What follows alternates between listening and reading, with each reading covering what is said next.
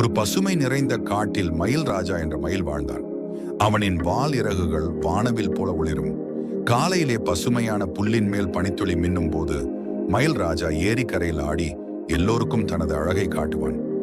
என்னை விட அழகானவன் இந்த காட்டில் யாரும் இல்லை என்று அவன் எப்போதும் பெருமையாக சொல்லுவான்.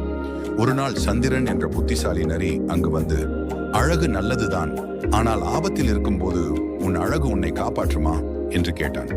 மயில் ராஜா சிரித்துக்கொண்டு, எனக்கு எந்த ஆபத்தும் வராது, எல்லோரும் என்னை பார்த்து கவர்ந்து போகிறார்கள் என்றான். சில நாட்களுக்கு பிறகு காட்டுக்குள் ஒரு வேட்டைக்காரன் வந்தான். அனைத்து விலங்குகளும் விரைவாக ஒளிந்து கொண்டன. ஆனால் மயில் ராஜா ஏரியில் தனது பிரதிபலிப்பை பார்த்து கொண்டிருந்தான். வேட்டைக்காரன் அவனை பார்த்தவுடனே வலை வீசி பிடித்து விட்டான். அதை பார்த்த சந்திரன் நரி உடனே ஒரு திட்டம் போட்டான். அவன் காலில் காயம் ஏற்பட்டது போல நடித்து மெதுவாக வேட்டைக்காரனின் முன் ஓடினான். இது எளிதான வேட்டை என்று நினைத்த வேட்டைக்காரன் வலை விட்டு நரியை துரத்தினான். அந்த நேரத்தில் மயில் ராஜா வலை விட்டு தப்பித்தான். பின்னர் அவன் நரியிடம், சந்திரா, நீ என்னை காப்பாற்றாவிட்டால் நான் இப்போது சிக்கியிருப்பேன். அழகு முக்கியமல்ல, அறிவும் நல்ல மனசும் தான் உயிரை காப்பாற்றும் என்றான்.